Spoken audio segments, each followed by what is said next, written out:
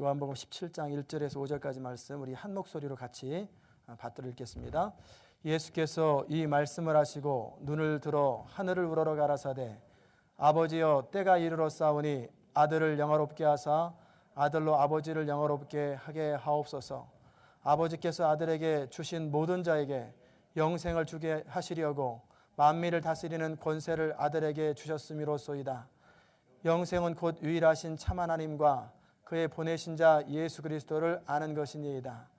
아버지께서 내게 하라고 주신 일을 내가 이루어 아버지를 이 세상에서 영화롭게 하였사오니 아버지여 창세전에 내가 아버지와 함께 가졌던 영화로서 지금도 아버지와 함께 나를 영화롭게 하옵소서.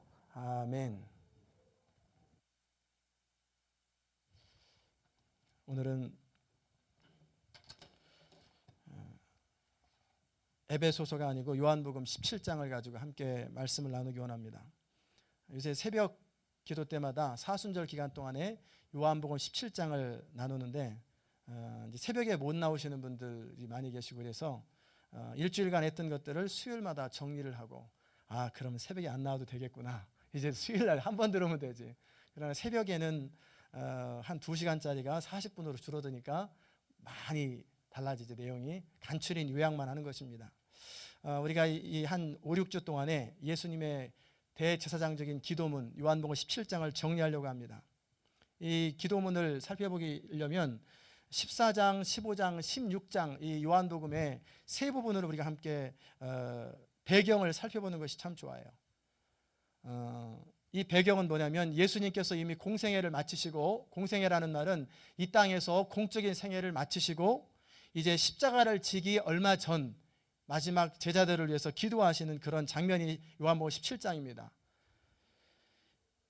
요한복음 14장 그 첫 번째 보면은 어떤 내용이 나오냐면 너희는 마음에 근심하지 말라. 하나님을 믿으니 또 나를 믿으라. 그 말이 요한복음 14장 처음에 있어요. 왜 이 말씀을 하셨냐면 제자들에게 예수님께서 하시는 말씀이 이제 내가 곧 십자가를 져야 하고 죽으러 간다. 이 말을 듣자마자 얼마나 황당하겠어요.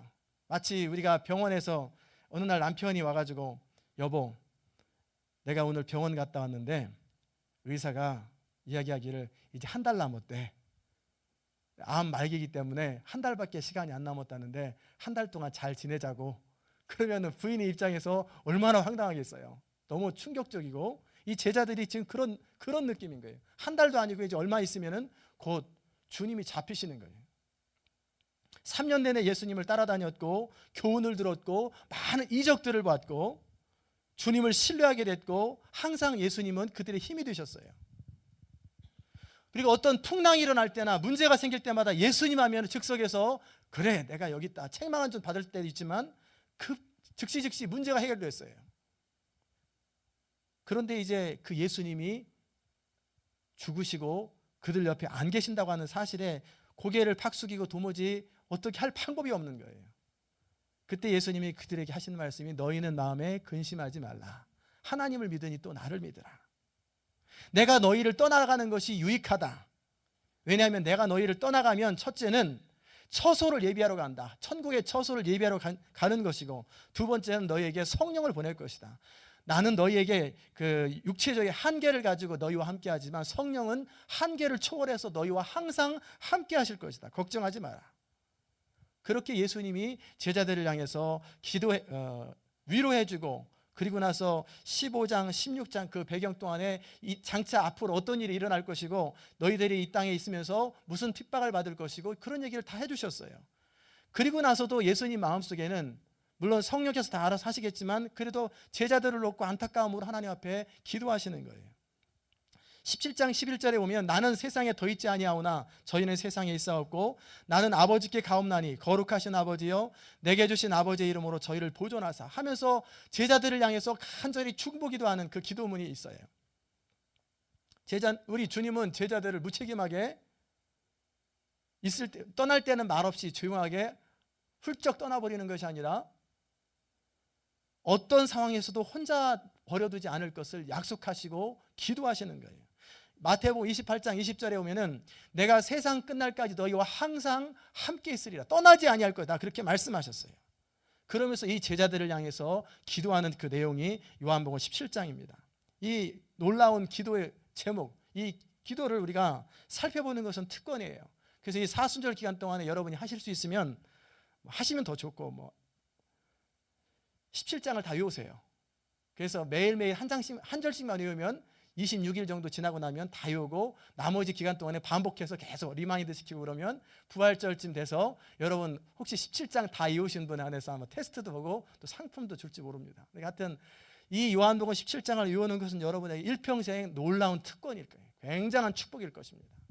외우세요. 하나님 말씀은 암기가 최고인데 암기가 안 되면 묵상이라도 하고 묵상이 안 되면 자주 보는 거예요. 그래서 암기하십시오. 우리가 이제 17장의 말씀을 몇 주간 살펴볼 때 그 전체적인 그 숲을 보는 것이 좋은데 1절부터 5절까지는 예수님께서 하나님과 예수님 사이의 관계, 그리고 특별히 예수님 자신을 위해서 기도한 내용들이 있습니다. 그리고 6절부터 19절까지는 이제 함께 했던 제자들을 놓고 기도하는 거예요. 그들을 향해서 구체적인 기도의 제목들을 이제 아마 내일부터 또 한두 주간 살펴보게 될 것입니다. 그 다음에 세 번째 내용은 20절부터 26절까지 보편적인 교회를, 이제 앞으로 제자들을 통해서 믿게 될 교회를 놓고 기도하고 있는 기도의 내용입니다. 그 가운데 오늘은 1절부터 5절까지 내용 가운데 한 4-5가지 필요한 주제들을 살펴보려고 합니다. 첫 번째는 뭐냐면 예수님의 기도하는 모습이에요. 1절에 보면은 예수님은 아버지여 때가 이르러 싸우니 아들을 영화롭게 하사 아들로 아버지를 영화롭게 하게 하옵소서. 5절에 아버지여 창세전에 내가 아버지와 함께 가졌던 영화로서 지금도 아버지와 함께 나를 영화롭게 하소서. 예수님은 항상 관심이 하나님을 영화롭게 하는 것에 관심이 있어요. 그리고 아들을 영화롭게 하는 이유가 뭐냐면 하나님 저를 영화롭게 하여 주옵소서. 그 이유는 저를 통해서 아버지가 영화롭게 되기 때문입니다. 예수님의 관심은 하나님의 영광에 있어요. 이것이 바로 우리 삶의 모범이요 또 삶의 그 기도의 표준이 되어야 될 것입니다.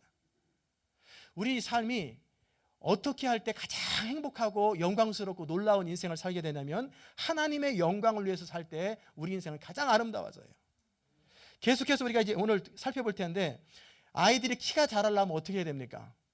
밥을 먹어야 되죠. 밥을 잘 먹으면 키가 잘 자랍니다. 잠 잘 자고. 그런데 밥은 안 먹고 잠은 안 자면서 팔을 잡아당기고 머리를 잡아당기면서 왜 안 자라나 왜 안 자라나 맨날 이러면 키 안 자라죠. 아프기만 하고 인생에 스트레스가 맞아요. 엄마가 밥은 안 주고 맨날 머리 잡아당기고 키 좀 자라라 키 좀 자라라 안 되잖아요. 그런데 우리는 실제 신앙생활을 그렇게 하고 있어요. 우리 주님 뭐라고 말씀하셨냐면 먼저 그의 나라와 그의 의를 구하면 이 모든 것은 저절로 되는 것이다 그렇게 말씀하셨는데 우리는 대부분의 많은 기도가 이 땅에서 먹고 사는 것 현실적인 문제 가지고 날마다 통통거리고 그거와 붙잡고 기도한단 말이에요. 그러면 기도가 잘 안 이루어져요. 그리고 힘은 힘대로 들고 답답하기만 해요. 우리 주님이 가르쳐주신 이 기도의 모험대로 정말 하나님의 영광을 위해서 하나님의 기쁨을 위해서 하나님의 뜻이 무엇인지 하나님의 움직임이 어디에 있는지를 그것을 놓고 기도해야 돼요. 정말 구할 것을 구해야 되는데 저절로 되는 것을 놓고 날마다 기도하고 정말 간구해야 될 것은 우리가 놓치고 있는 때가 너무나 많아요. 우리 주님은 날마다 순간순간 하나님 앞에 나아가서 기도하면서 하나님의 뜻을 물어보았고 하나님이 뭘 하기 원하시는지 정확하게 받아서 그것 그대로 행동했던 분이에요. 그렇기 때문에 그의 삶은 그렇게 영광스럽고 놀라운 인생을 사는 거예요. 예수님은 기도하실 필요가 없으셨죠. 다 하시니까. 능력이 전능하시잖아요. 그럼에도 불구하고 예수님은 기도하셨어요. 왜 기도하셨습니까? 예수님은 기도를 통해서 하나님의 뜻을 분별할 뿐만 아니라 기도를 통해서 하나님과 친밀한 교제를 나누고 기도를 통해서 위로부터 하나님의 능력을 늘 공급받으셨어요. 그리고 우리에게 기도의 본을 가르쳐 주시면서 너희도 또 그렇게 기도하라. 예수님은 삶 전체가 기도하는 분이었어요. 그리고 예수님의 기도의 그 내용들을 보면 주기도문을 봐도 마찬가지고 이 대제사장제 기도문을 봐도 그냥 그때그때 생각나는 대로 기도하는 법이 없으셨어요. 굉장히 질서정연하고 순서가 다 있어요. 예수님의 기도 제목 가운데 보면 첫 번째 무슨 기도하냐면 경배를 드려요. 하나님을 향해서 경배를 드리고 그리고 나서는 예수님과 하나님 사이의 관계를 놓고 기도하세요. 그래서 막힌 것이 없도록 투명한 관계가 되도록 자신을 위해서 기도하시고, 그 다음에는 제자들을 놓고 기도하시고, 그 다음에는 믿게 장차 올 사람들을, 우리를 위해서 기도하고 계시죠. 기도하실 때 예수님은 하나님을 아버지로 부르시고 거룩하신 아버지요, 의로우신 아버지요 하면서 하나님을 지극히 친밀하면서도 동시에 높여드리는 그런 기도를 하죠. 예수님은 기도를 참 즐기셨습니다. 어떤 때는 온 밤을 새우기도 하시고 새벽에 일찍 일어나셔서 기도하시기도 하시고, 그렇게 특별한 사건이 있을 때마다 더 깊이 기도하셨어요. 12 제자를 세울 때는 밤을 새우며 기도하셨고, 오병이어의 기적을 놓고 사람들이 임금 삼으려고 하니까 산속에 들어가서 따로 기도하셨고, 나사로의 무덤가에서 죽은 자를 처음 살리시는 그런 장면에서는 또 역시 한참을 기도하시고, 우리 주님은 기도하시면서 하나님의 능력을 공급받았고 기도하심으로 하나님의 뜻을 얻으셨어요. 존 웨슬리라고 하는 사람이 그 감리교 창시자죠. 이분은 뭐라고 말씀하셨냐면, 최소한 하루에 4시간 이상 기도하지 않는 사람은 가련한 사람이다. 여러분은 가련합니까? 안 가련합니까?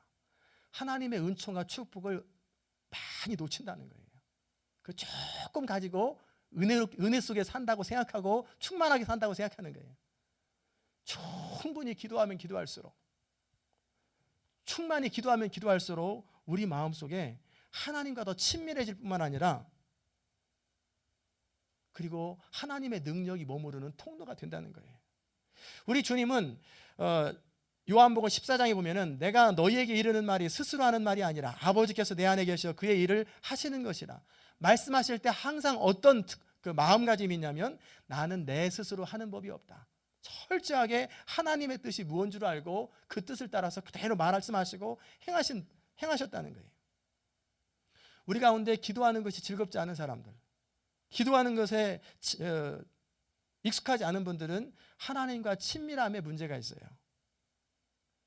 처음 만나는 사람하고는 뭐 별 얘기 할 얘기가 없죠. 안녕하세요, 별일 없으시죠? 식사하셨습니까? 네, 반갑습니다. 다음에 또 뵙겠습니다. 이 얘기밖에 할 얘기가 없어요. 그런데 친숙한 사람하고는 별의별 얘기가 다 나와요. 그렇죠? 아주 친밀한 얘기, 이런 얘기 저런 얘기, 없는 얘기 있는 얘기 막, 그때 느낌 생각 별거 다 교환하잖아요. 기도하는 것 자체를 즐기는 사람은 그만큼 내가 하나님과 친밀하다는 거예요. 친밀하다. 그 하나님을 친밀한 아버지로 알 때 우리는 더 깊은 단계로 계속해서 들어갈 수 있는 거예요. 그러다 보니까 어느 순간 5시간이 지나가고, 어느 시간 7시간이 지나가고, 어느 시간 3시간이 지나가고 그러는 거예요. 또 기도할 때 어려움을 느끼는 분들의 특징은 뭐냐면, 기도 순서가 잘못될 때가 많아요. 끝에 들어가야 할 기도를 먼저 해요. 아버지 하나님 아시지요? 하면서 막 요구하고 주장하다가 이제 다 들으셨을 줄 믿고 예수님의 이름으로 기도합니다 하고 벌떡 일어나는 거예요. 그 다음 날도 똑같아요. 3일째도 똑같고. 그러니까 매일 한 10분 정도, 5분 정도, 10분 정도 기도하는데 매번 기도하는 게 똑같으니까 어제랑 똑같습니다. 이하동문 매번 하다가 할 게 별로 없어요. 그러니 기도할 게 없는데요. 맨날 그러잖아요. 우리가 기도할 때는 예수님처럼 하나님을 경배하고 감사하고 높여드리고 인정하고 그 부분을 충분히 하셔야 돼요. 그리고 나서 하나님과 관계를 깨끗하게 위해서 자신을 돌아보는 거예요. 성령님, 내가 혹시 회개할 것이 있습니까? 잘못한 것이 있습니까? 그 하나님 앞에 철저하게 고백하고 회개하고 전혀 꺼리낌이 없이 그렇게 하시고, 그래서 이제 하나님과 나가 하나가 되었다, 충만한 관계가 되었다. 그래서 막 가슴속에서 감격이 넘치고 영이 충만할 때 그때서부터 더 깊이 기도가 들어가는 거예요. 그런데 그런 거 다 생략하고 다짜고짜 마치 아들이 아빠한테 아빠 돈 줘, 얼마 100원 뭐 1달러 뭐 이렇게 돈 달라고, 그런 거랑 똑같아. 아버지 오늘 수고하셨네요. 보니까 얼굴이 좀 많이 이렇게 저기 피곤해 보이시는데 안마 좀 해드릴까요? 그리고 뭐 아빠 구두 좀 닦아드릴까? 왜 그래? 아빠가 좋아서 그렇죠. 막 이런 얘기 저런 얘기 한참 오가다가 너 필요한 거 있어? 아, 있긴 한데 그냥 뭐 괜찮아요 아버지 하면서 뭐 필요해? 용돈 필요해? 이제 예, 사실은 근데 쟤부터 주세요. 제 동생부터 주세요. 제가 더 필요한 것 같아. 이게 중보기도잖아요. 그래서 제 동생 주고, 야, 너 참 기특하다. 너 말해. 그러면은 사실은 제가 이것 좀 사고 싶은데 형편 되실 때 주세요. 그러면은 야, 여기 있다 하고 2배, 3배를 준단 말이에요.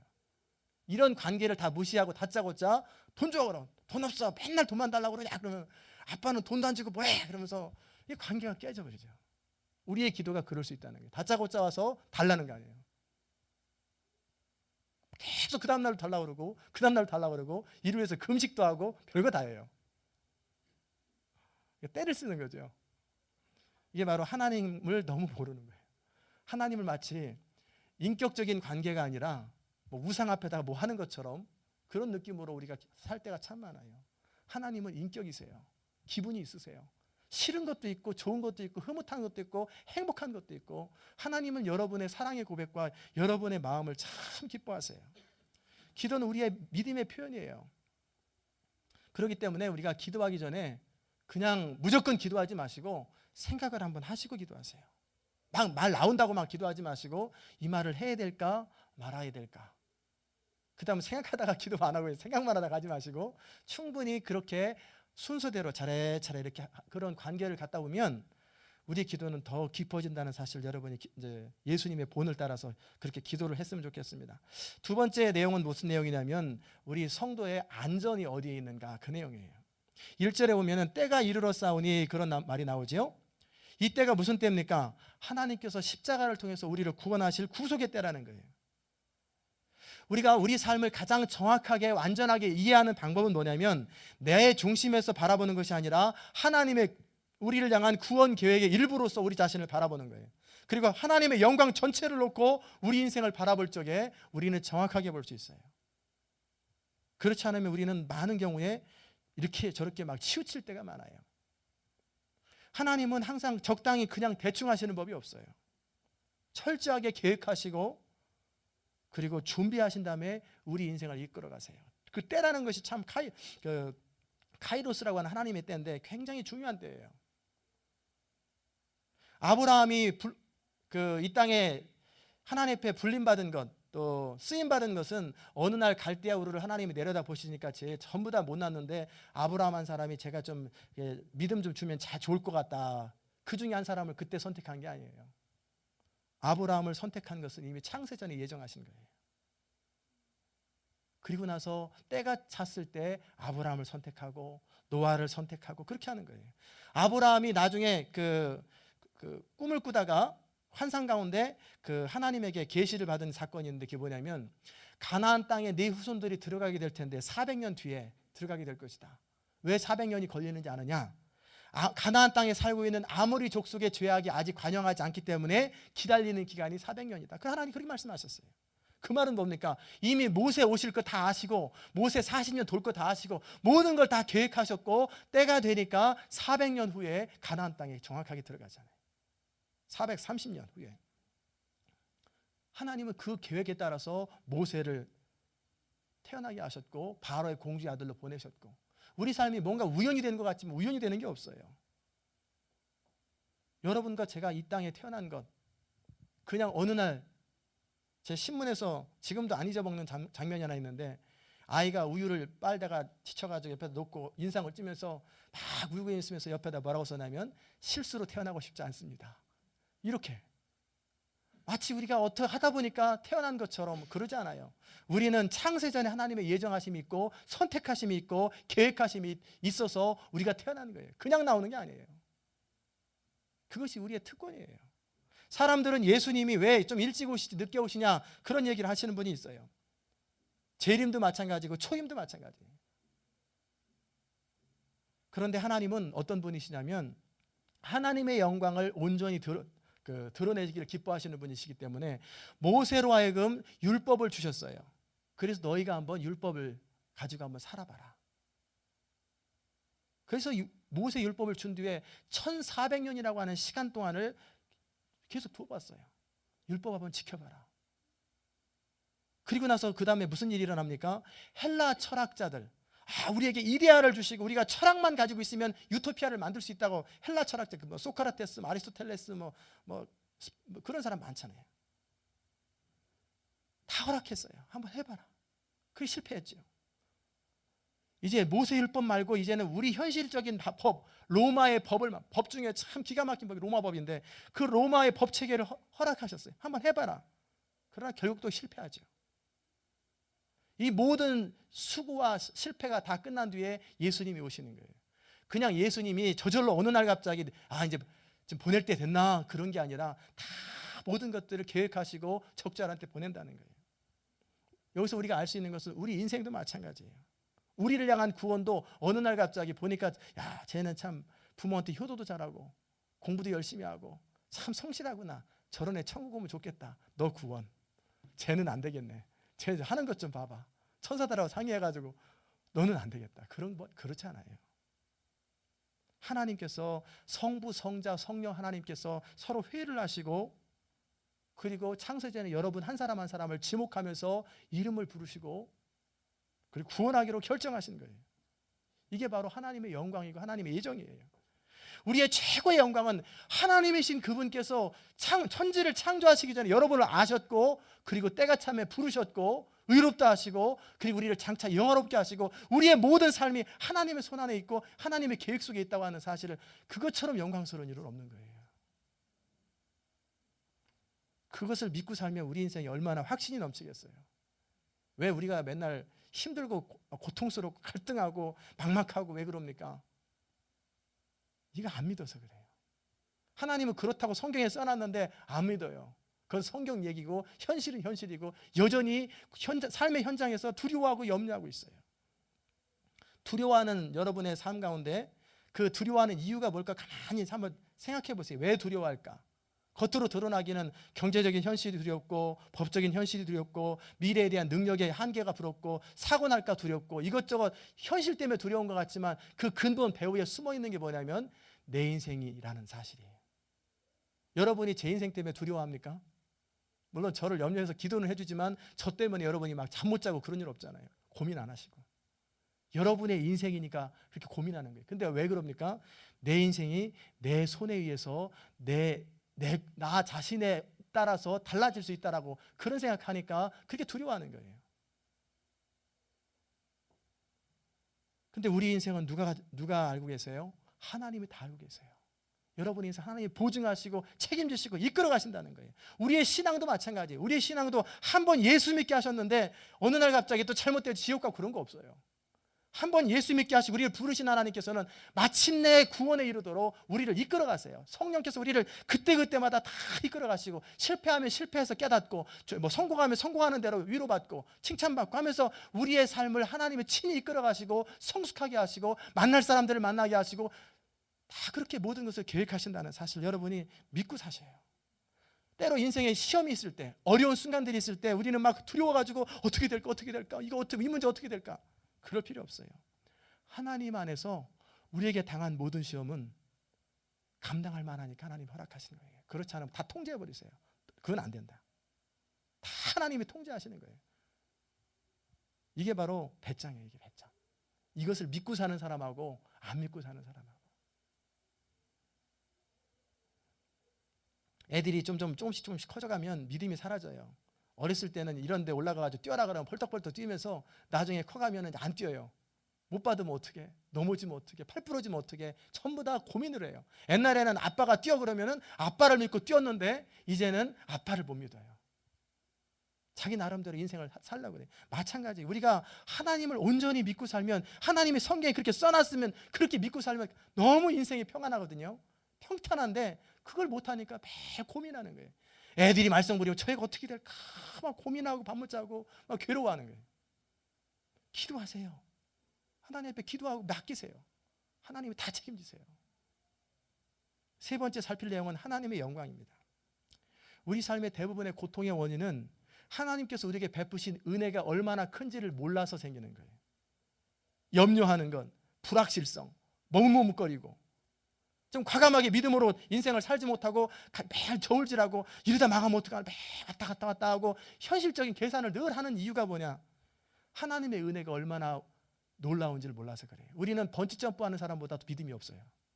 그 사람들 밧줄 하나 믿고 그냥 절벽에서 막 뛰어버리잖아요. 그렇죠? 낙하산 하나 믿고 비행기에서 뛰는데 우리는 하나님 믿고 뛰지도 못해요. 그죠? 그 사람들은 그 밧줄 하나 믿고 딱 뛸 때 누가 칼로 떡 끊으면 어떻게 돼요?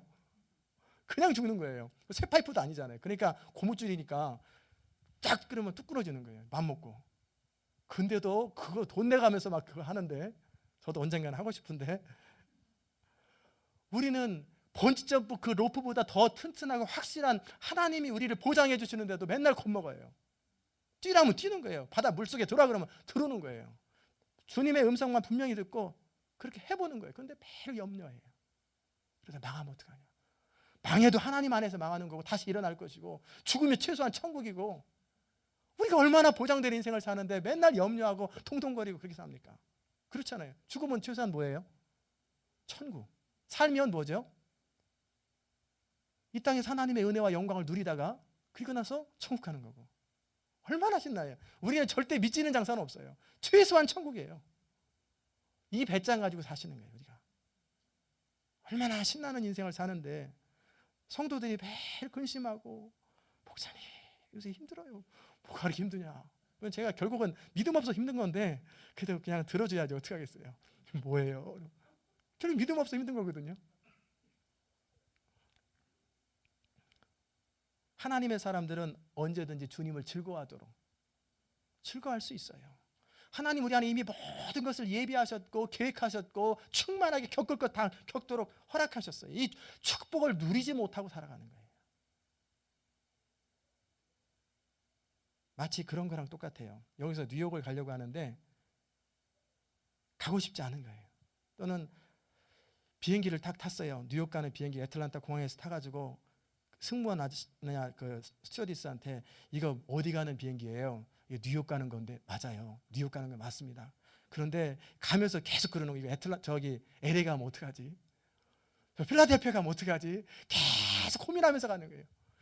아저씨 이거 맞아요. 뉴욕 가는 거 맞아요. 맞다니까요. 이거 이상하게 가는 게 LA 가는 것 같아. 구름에 LA 구름 같아. 계속 그런 고민하고 살아가요. 그러면 가는 내내 편안하게 잠자면서 편안하게 즐기면서 밥 먹으면서 갈 수 있는데 고민하고 근심하고 인생 팍팍 쓰다가 내려보니까 어디예요? 뉴욕 맞네. 그러면 나 뉴욕에서 또 애틀란타 올 때 또 고민하는 거예요. 매일 그런 고민하고. 이게 바로 우리 성도들이에요. 남 얘기가 아니라 우리가 지금 그러고 얼마나 어리석어요. 그죠? 하나님이 다 보장해 주셨고 책임지셨는데 우리의 모든 아픔과 갈등과 어려움들은 결국은 믿음 없는 것과 동시에 자기중심 때문에 그래요. 또 한 가지는 자기중심. 자기중심이라는 게 뭐냐면 하나님 중심이 아니라 내 인생이 마치 내 것처럼 내가 책임져야 될 것처럼 생각하는 거예요. 미국 땅에서 그나마 누가 책임져 줄 사람도 없고 돈 없으면 끝이야. 철저하게 준비해야 돼. 철저하게 준비해야 돼. 그러다 보니까 내가 어떻게든지 모아야 되고 어떻게든지 해결을 해야 돼요. 나 중심으로 이해하려고 하니까 우리는 너무나 많은 것을 놓치는 거예요. 정확하게 못 봐요. 우리가 좀 더 객관적으로 좀 더 크게 우리의 그림을 보면 너무너무 달라져요.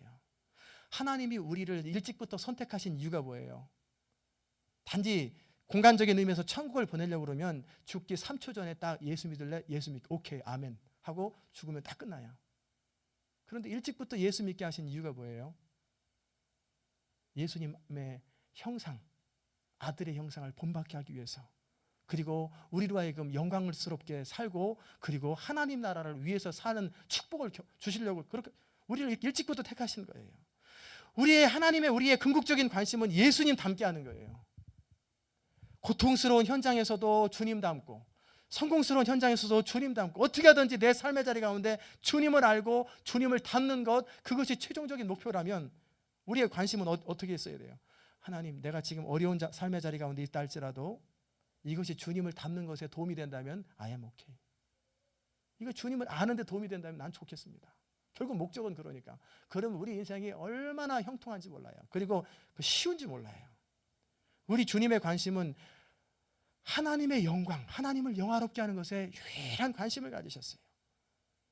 하나님을 영화롭게 하는 것이 뭡니까? 하나님의 주권을 인정하면서 하나님 뜻을 그대로 이루어드리는 것. 하나님과 친밀한 교제를 통해서 하나님의 뜻을 온전히 순종해드리는 것, 그게 하나님을 영화롭게 하는 거예요. 그러다 보니까 철저히 자신을 비운 삶, 그런 삶이 바로 능력 있는 삶의 비결이요 하나님을 영화롭게 하는 비결이에요. 죄가 뭐냐면 죄의 본질은 하나님을 영화롭게 하지 않는 거예요. 우리는 단지 죄라고 얘기할 때 남을 도둑질하고 윤리적으로 도덕적으로 문제가 있는 걸 이걸 죄라고 생각하는데 그것도 죄일 수 있죠. 강도짓하고 간음죄 짓고 술 마신다고 이런 거 안 했다고 해서 죄 안 짓는 거 그것도 아니에요. 정말 죄는 내가 하나님의 영광을 위해서 살지 못하는 것이 있다면, 그런 순간들이 있다면 그게 다 죄예요.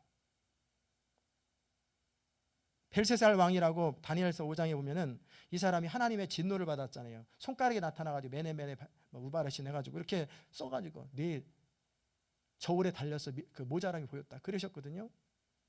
근데 이 사람의 그 하나님 앞에 징계를 받고 저 진노를 받은 이유가 귀인들과 함께 술 마셨다고 그런 거 아니에요. 내 영광을 네가 가리고 내 앞에서 낮추지 아니하고 스스로 나보다 너 자신을 높이려고 그렇게 하였다. 하나님의 영광을 가렸다고 하는 그 한 가지 이유 때문에 그는 죽은 거예요. 웨스트민스터 신앙고백의 첫 번째 그 소요리 문답 첫 번째 질문이 뭐냐면, 사람의 제일 되는 목적이 무엇입니까? 뭐라고 나와 있냐면, 하나님을 영화롭게 하고 영원토록 그를 즐거워하는 것. 하나님을 영화롭게 하는 것, 하나님을 즐거워하는 것.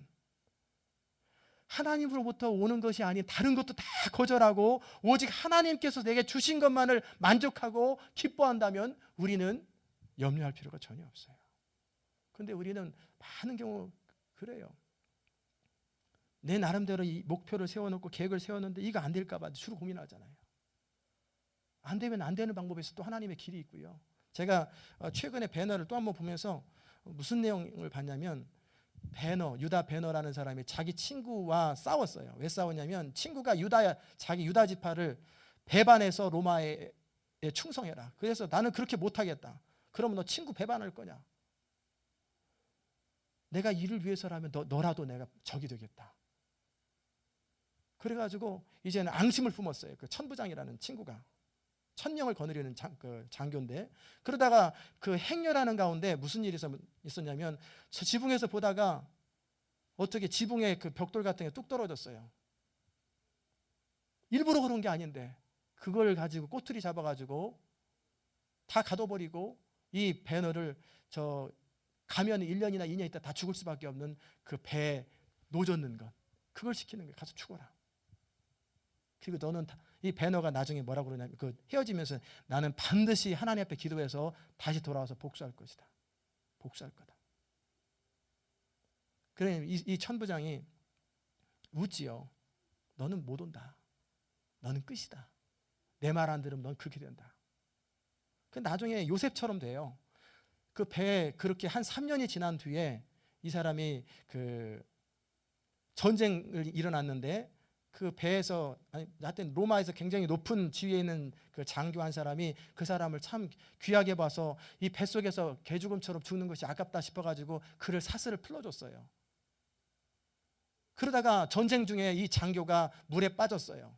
갑옷을 입고. 그러니까 이 배너가 물속에 들어가가지고 그 사람을 구한 거예요.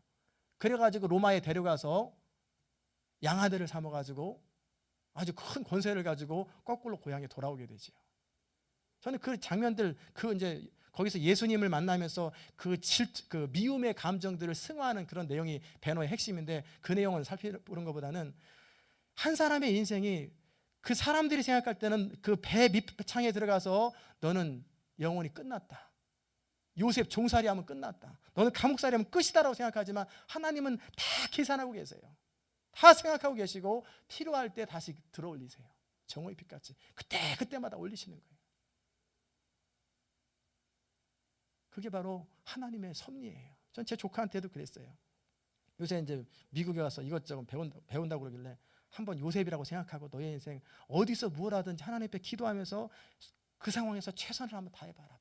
도망갈 생각하지 말고 요령 피울 생각하지 말고 한번 요셉이라고 생각해봐라.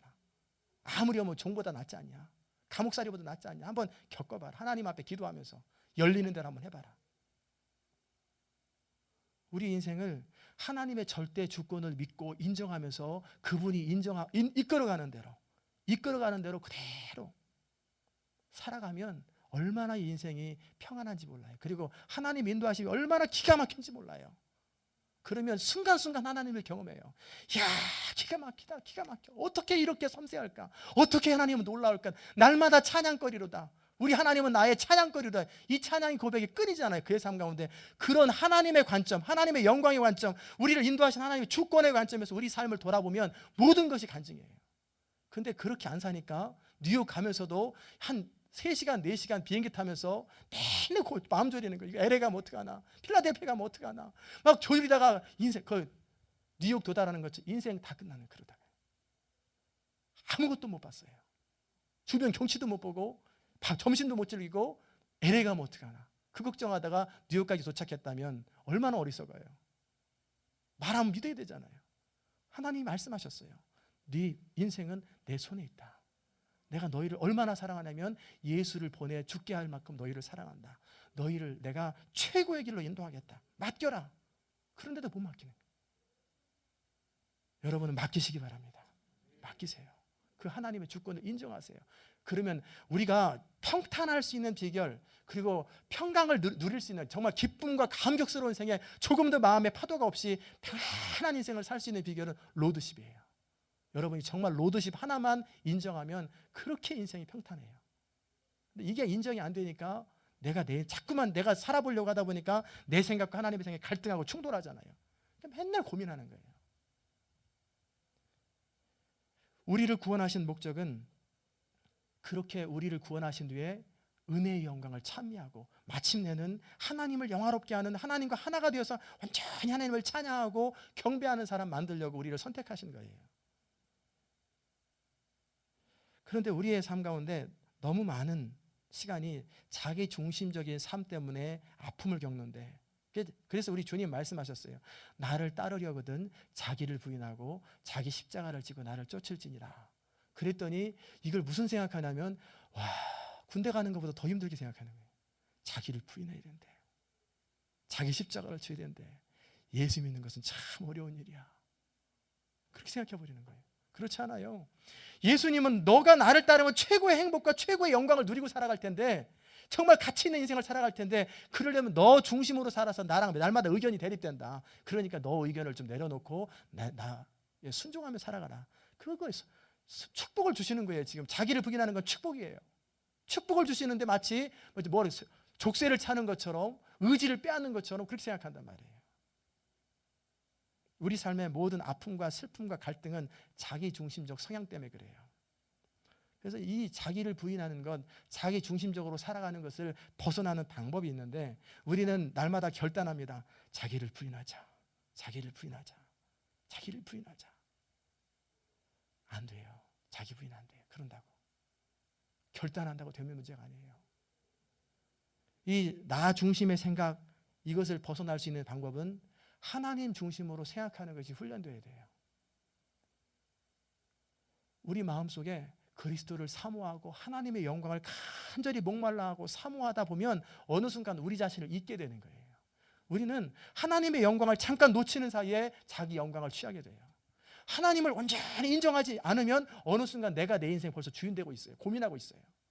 여러분 가슴속에 평강이 사라지고 뭔가 근심이 있으면 내가 주인 역할을 하는구나, 또 하나님의 영광 가로채는구나, 그렇게 생각하면 돼요.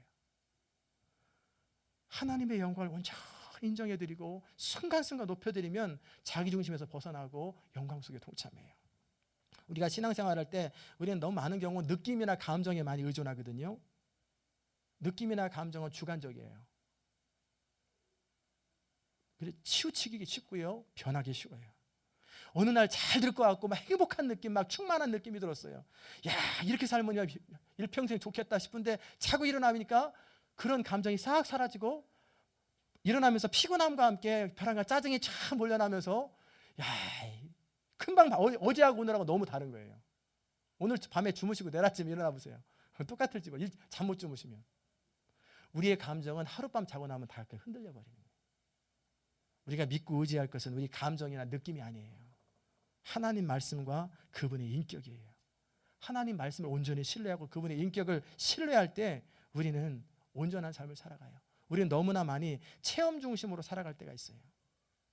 신비주의적으로 살아가면 안 되고, 항상 하나님 말씀과 하나님 말씀에 대한 우리의 신뢰, 그리고 하나님의 인격에 대한 신뢰를 가지고 살아가는 거예요. 그래서 성령 충만한 건 뭐냐면 뭔가 신비적인 현상이 되는 것이 아니라, 성령 충만한 결과 가운데 좋은 것은 뭐냐면 그리스도가 인정되는 거예요.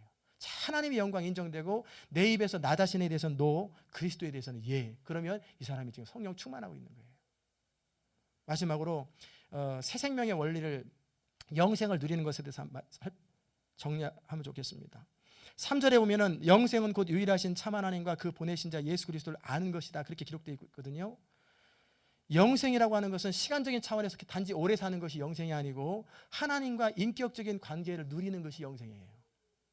서로 알아가는 것. 안다라고 하는 단어는 남자와 여자가 서로 결혼해서 아는 것처럼 아다라고 하는 단어인데, 하나님께서 우리와 또 우리가 하나님과 서로 아는 관계가 되는 거예요.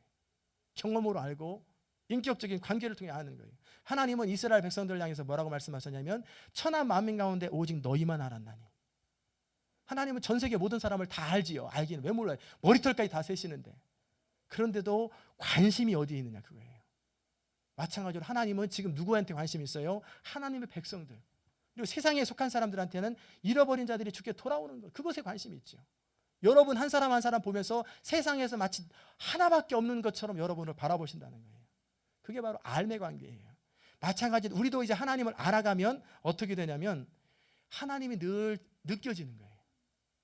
하나님의 임재가 늘 느껴지고 늘 하나님 면전에서 인프론트 오브 갓, 하나님 앞에 있다고 하는 의식을 늘 갖고 살아가는 거예요. 머릿속에 세뇌를 해가지고 하나님 앞에서 그래서 습관적으로 전통적으로 이렇게 그런 게 아니라 늘 하나님의 임재와 하나님의 함께 하심을 늘 경험하고 느끼고 살아가는 거예요. 그게 바로 영생을 누리는 것입니다. 이전에는 막막했어요. 하나님이 계시지, 물론 계시니까 우주가 지어졌겠지, 그렇게 머리로만 알다가 이제는 그 하나님이 점점 느껴지기 시작하고 체험되기 시작하고 점점 가까워지는 거예요. 영적으로 죽었던 우리가 이제 하나님과 관계를 통해서 살아나는 거예요. 그리고 이 땅에서 그 하나님의 영광을 맛보다가 천국에 가는 거예요. 아직은 완전하진 않습니다. 희미하게 보입니다. 그러나 그때가 되면 더 선명하게, 아주 선명하게 볼 거예요. 영생의 관계를 누린다는 건 뭐냐면 신의 성품에 참여하는 걸 말해요. 이전에 우리는 세상에 속한 성품, 육에 속한 성품밖에 없었어요. 내 욕심, 내 자존심, 내 혈기, 나 중심으로 모든 걸 살았는데 이제는 하나님 중심으로 하나님의 성품, 그리스도의 성품이 나의 성품으로 점점점 되어가는 것, 그게 바로 영생을 누리는 거예요. 즉 하나님 나라를 누리고 영생을 누린다는 것은 하나님과 그런 인격적인 관계를 계속 누려가면서 우리 인격이 날마다 변해가는 거예요. 날마다 성품이 다 바뀌는 거예요. 우리에게 영생이 있는 우리에게는 이제 세상에 속한 영의 다스림을 받지 아니하고 하나님의 영의 다스림 받는 그런 인생이 되고, 내가 영적인 존재라는 것이 늘 느껴져요. 그래서 이 영생을 가진 사람의 소원은 어떤 소원이냐면 이제 하나님을 더 알기 원합니다. 예수도 알기 원하면 크고도 넓은 은혜와 대속해 주신 사랑을 간절히 알기 원하네. 여러분 가슴속에 주님을 더 간절히 알기 원합니다. 주님을 더 깊이 경험하기 원합니다. 이런 간절한 목마름이 있다면 여러분 안에 생명이 지금 충만하고 있는 거예요. 이 정도 알면 되지 더 아니 알아서 뭐하나, 이런 데가 뭔가 문제가 있는 거예요.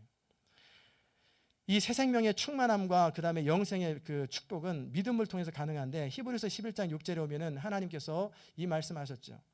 하나님께 나아가는 자는 반드시 그가 계신 것, 그리고 그가 자기를 찾는 자에게 상 주신 이심을 믿어야 할지. 이 믿음이 있어야만 하나님을 기쁘시게 하고 영생 관계를 누린다고 그랬는데, 하나님이 계신다고 하는 것이 이것도 역시 마찬가지예요. 단지 하나님 계시지라고 하는 것은 세상에 안 믿는 사람들도 다 알아요. 나 나름대로 자기 신 만들어 놓고 다 하나님이라고 그래, 갓이라고 그래요. 스몰 갓, 뭐 이런 거.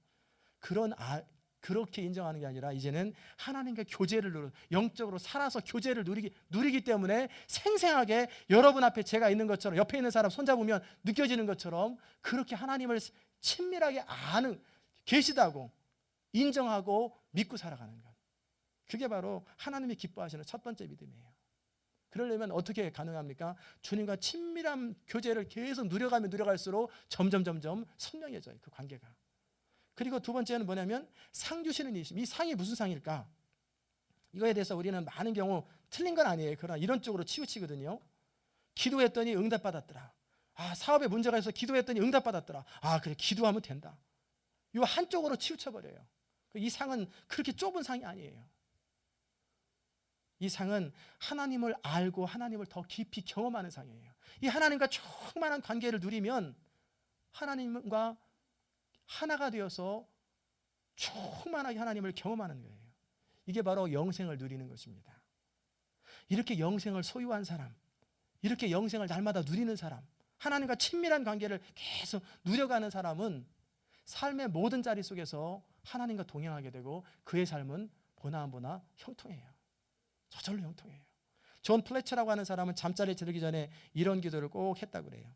돌아봤는데 나는 마땅히 하라는 대로 하나님과 동행하는가? 하루 종일 나는 삶 속에서 이러한 하나님과 동행하는 것을 게을리한 적이 있는가? 혹시 하나님과 교제에 방해되는 것이 있지 않았나? 혹시 죄가 들어와서 나를 더럽히고 하나님과 교제를 흐리게 한 적이 있는가? 그런 부분들을 매 잘 때마다 점검하고 정리하고 회개하고 그리고 투명한 관계로 하루를 마치고 그 다음날 아침에 그렇게 출발해서 24시간 하나님과 충만한 관계를 계속 누려가는 거예요.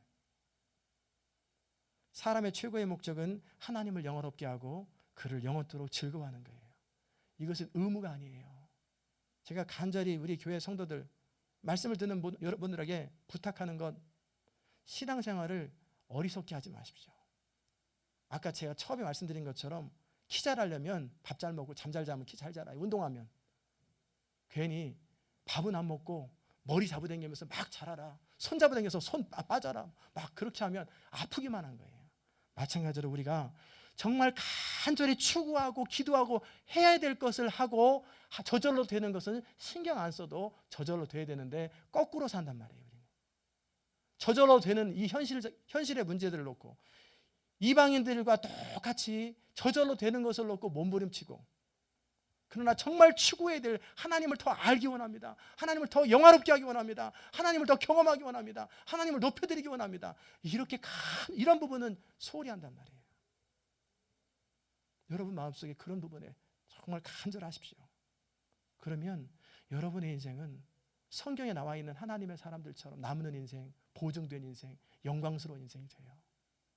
정말 그런 부분에서 지혜를 달라고 기도하시고, 정말 나의 간절한 소원은 하나님을 영화롭게 하는 것, 하나님을 더 아는 것, 하나님과 친밀한 관계를 나누는 것. 그러다 보면 하나님이 어디 가는지 다 보여요. 어떻게 역사하시는지, 내 인생을 어떻게 이끌어가시기 원하시는지 다 보인단 말이에요. 그때마다. 미래까지는 다 못 보이지만 그때 그날 하나님께서 역사하시는 게 다 느껴져요.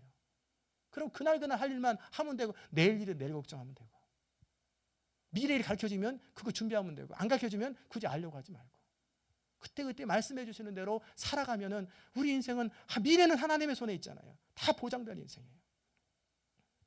이게 바로 축복입니다. 크리스찬의 축복이에요. 이 모든 사건, 모든 일들을 성부 하나님께서 준비하시고 계획하시고, 그리고 성자 예수님을 보내셨고, 그리고 나서 부활하신 다음에는 성령 하나님을 보내셔가지고 우리 속에서 그 일들을 이루시는 거예요. 그래서 영생을 누리고, 우리의 소원은 하나님을 영화롭게 하는 것, 간절히 하나님을 영화롭게 하고 하나님을 인정하고, 어떻게 하면 내 말이나 행동이나 어떤 면에서 하나님을 높여드리고, 어떻게 하면 하나님을 영화롭게 할까, 이것이 나의 유일한 관심, 유일한 소원이다. 하나님은 우리에게 무엇을 합니까? 어떻게 하면 저 친구를, 이 사랑하는 아들을 내 영광 속에 동참시킬고, 우리가 그럼 존귀하게 안 되려고 해도, 쓰임받지 않으려고 해도 저절로 쓰임받고요, 저절로 영광스럽게 되고요, 저절로 존귀하게 되는 거예요. 간절히 원하기는 추구할 것을 추구하고, 저절로 되는 것은 그냥 내버려 둡시다. 거꾸로 하지 마시고, 저절로 되는 것은 이방인들이 안 믿는 사람 하는 건 저절로 되는 거예요. 그러나 믿는 사람들은 하나님과 이 영생의 관계, 릴레이션십, 첫째 로더십을 인정하고 그분 말씀에 순종하면서 하나님과 친밀한 관계를 더 친밀해지려고, 더 가까이 가려고 계속 몸부림치고 노력하고, 그러다 보면 우리 인생은 진짜 형통하고 아름답고 행복하고 감격스럽고 충만한 인생, 하나님의 모든 충만한 것으로 우리로 충만하게 되는 인생이 될 것입니다. 이 축복이 여러분에게 넘치시기를 주의 이름으로 축원합니다. 기도하십시다. 하나님 아버지, 감사합니다. 오늘 요한복음 17장을 통해서 우리 주님의 기도문을 살펴보게 하신 것 감사합니다. 하나님, 우리 주님께서 그렇게 제자들을 사랑하시듯 우리를 사랑하시고, 우리의 인생은 창세전에 예정하셨고 계획하셨고 이 땅에 보내셨고, 우리를 이끌어 가실 분도 성령님이시고, 모든 것을 다 갖췄는데 마치 엉뚱한 비행기 타지 않았을까 두려워하고 염려하는 사람들처럼 미래에 대해서 막 두려워하고 염려하고 고민하고, 너희는 마음에 근심하지 말라, 하나님을 믿으니 나를 믿으라고 하는데 근심함으로 하나님의 능력을 회방하고 방해하고, 그렇게 살 때가 얼마나 많습니까? 우리의 인생은 하나님의 손 안에서 보장되었음을 믿게 하여 주시옵소서. 정말 추구할 것을 추구하게 하여 주옵소서. 저절로 되는 건 너희가 무엇이 있어야 될 줄을 내가 다 아느니라. 이런 것들은 내가 들에 백합화도 내가 다 기르지 않느냐. 다 채워주겠다. 다 해결해 주겠다. 대신에 너는 한 가지만 해라. 그의 나라와 그의 의만 구해라. 그러면 이 모든 건 저절로 된다고 말씀하셨음에 그 말씀을 믿고 그의 나라와 그의 의를 구하는 것, 즉 하나님과 영생의 관계를 누리고 하나님과 친밀하여서 주님 말씀하신 것을 온전히 순종하여 드리는 것, 이것만 나의 삶 가운데 최고의 소원으로 최고의 목적으로 여길 수 있도록 어찌하든지 살든지 죽든지 우리 안에서 그리스도가 존귀히 되고 하나님이 영화롭게 된다면 이 일을 위해서 모든 걸 하겠다고 하는 그런 결단과 절대적인 헌신이 우리 가운데 있어질 수 있도록 은총 더하여 주옵소서. 감사드리며 예수 그리스도의 귀하신 이름으로 기도드리옵나이다. 아멘. 우리 찬송 부르십시다. 506장인가요? 506장. 예수도 알기 원함은.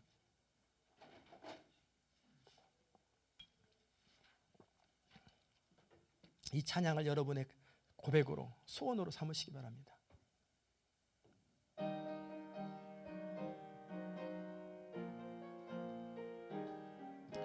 예수도 알기 원함은 크고도 넓은 은혜와 대속해 주신 사랑을 간절히 알기 원하네. 내 평생의 소원, 내 평생의 소원, 대속해 주신 사랑을 간절히 알기 원하네. 성령 스승 되셔서 진리를 가르치시고 거룩한 뜻을 깨달아 예수를 알게 하소서. 내 평생의 소원, 내 평생의 소원, 대속해 주신 사랑을 간절히 알기 원하네. 성령의 감화 받아서 하나님 말씀 배우니 그 말씀 안절안절이 내 맘에 교훈 되도다. 내 평생의 소원, 내 평생의 소원, 대속해 주신 사랑을 간절히 알기 원하네. 예수가 계신 보좌는 영광에 들려 있도다. 평화의 왕이 오시니 그 나라 왕성하도다. 내 평생의 소원, 내 평생의 소원, 대속해 주신 사랑을 간절히 알기 원하네. 아멘. 이 시간 우리 기도하시면 좋겠습니다. 이 가사를 그대로 우리의 고백으로 삼고 기도했으면 좋겠어요. 대속해 주신 사랑을 더 알기 원합니다. 예수님을 더 알기 원합니다. 이것이 소원입니다. 다른 어느 것보다 주님 아는 것. 사도 바울은 이것을 위해서 모든 것을 배설물로 여겼는데, 내가 예수를 아는 것, 하나님을 더 깊이 경험하는 것을 위해서라면 나의 모든 것을 다 내려놓고라도 주님을 더 알기 원합니다. 주님을 경험하기 원합니다. 성령님, 우리 스승 되셔서 진리를 가르쳐 주시고 깨닫게 해달라고. 성령의 감화 받아서 말씀을 배움으로써 그것이 우리의 교훈이 되고 우리의 삶의 진수가 될 수 있도록, 정말 오늘 말씀을 생각하시면서 이 시간 같이 여러분의 고백으로 하나님 앞에 드렸으면 좋겠습니다. 하나님 아버지, 은혜를 진심으로 감사합니다.